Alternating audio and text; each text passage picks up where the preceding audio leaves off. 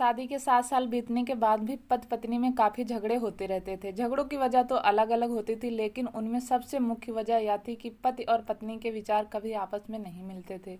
जहाँ पति स्वभाव से नेक, सेवाभावी और उस सबके प्रति समभाव रखने वाला था, वहीं पत्नी का स्वभाव स्वार्थी और भेदभाव करने वाला था। पति पत्नी के स्वभाव और उसके व्यवहार से तंग आ गया था। वह हमेशा कोशिश करता रहता था कि पत्नी का आचरण और स्वभाव में किसी तरह बदलाव आए।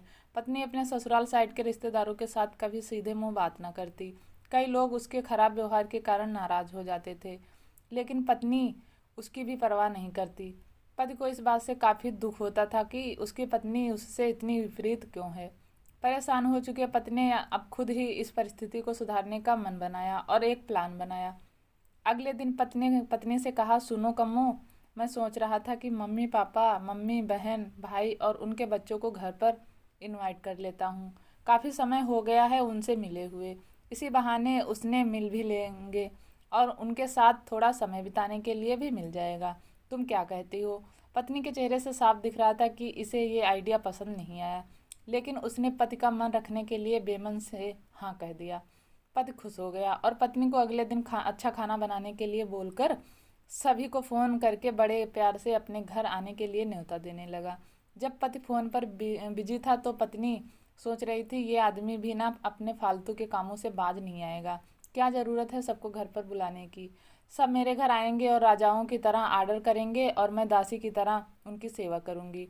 नहीं नहीं, मैं ऐसा नहीं होने दूंगी। अच्छा खाना तो क्या, मैं इनको सादा खाना भी नसीब नहीं होने दूंगी। देखती हूँ कितनी देर टिकते हैं ये लोग मेरे घर। अगले दिन सुबह पति काफ़ी खुश हो था। जब सिर्फ 2 ही घंटे बचे थे सभी मेहमानों को आने के लिए, पत्नी अपनी पत्नी से पूछा, अच्छा बताओ तो सही, आज सबको खाने में क्या स्पेशल खिलाने वाली हो? पत्नी मुंह बनाते हुए बोली, स्पेशल खाना? क्यों? तुम्हारे माँ बाप भाई बहन कोई मेहमान थोड़ी ना है, उनके लिए कोई स्पेशल खाना नहीं बनाया है मैंने। वह भी वही खाएंगे जो हम खाते हैं। आज घर में सिर्फ दाल चावल बना है, क्योंकि और कुछ बनाने के लिए सामान नहीं था। पत्नी की बात सुनकर पति गुस्सा हो गया और बोला, तुम कभी नहीं सुधरोगी। अगर घर में सामान नहीं था तो मुझे एक बार बता दिया होता, मैं बाजार से जाकर ले आता, लेकिन कुछ ढंग का तो खाना बना लेती।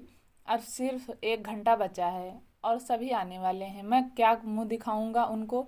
तुम ही रहो यहाँ, मैं तो जा रहा हूँ। उनके जाने के बाद ही वापस आऊँगा, कहकर पति घर के बाहर चला गया। पत्नी को तब तक पति के बातों का कुछ फर्क नहीं पड़ा था, जब तक मेहमान घर पर नहीं आ गए।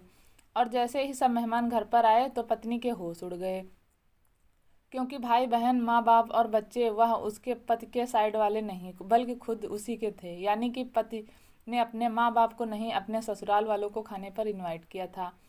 पत्नी अब काफ़ी परेशान हो गई, क्योंकि अपने ससुराल वालों को परेशान करने के लिए न सिर्फ उसने सादा खाना बनाया था, बल्कि खाने में ज़्यादा नमक और मिर्च भी डालकर रखा था। अपने मायके वालों को सामने देखकर पत्नी हाथ मलने लगी। थोड़ा सोचने के बाद पत्नी ने अपने पति को फ़ोन मिलाया और कहा, तुमने मुझे पहले क्यों नहीं बताया कि मेरे मम्मी पापा और भाई बहन आने वाले हैं? तुम पहले बता देते तो मैं अच्छा खाना उनके लिए बनाती। पति ने कहा, मैंने वही बताया जो मैं मानता हूँ। मैंने कभी तुम्हारे परिवार वालों को पराया नहीं समझा और तुमने कभी मेरे परिवार वालों को अपना नहीं माना। और मैं जानता हूँ कि तुमने यह सोचकर कि मेरे मम्मी पापा और भाई बहन आने वाले हैं, जानबूझकर घटिया खाना बनाया है। अब तुमने जो किया है उसे तुम खुद ही भुगतो। मुझे पता है तुमने मुझे इसलिए फ़ोन किया है होगा ताकि बाहर से खाना मंगवा सको, लेकिन मैं ऐसा नहीं करूँगा, ताकि तुम्हें तुम्हारे किए की सज़ा मिल सके। इतना कहकर पति ने फ़ोन काट दिया। ना चाहते हुए भी पत्नी को अपने मायके वालों को वही खाना खिलाना पड़ा।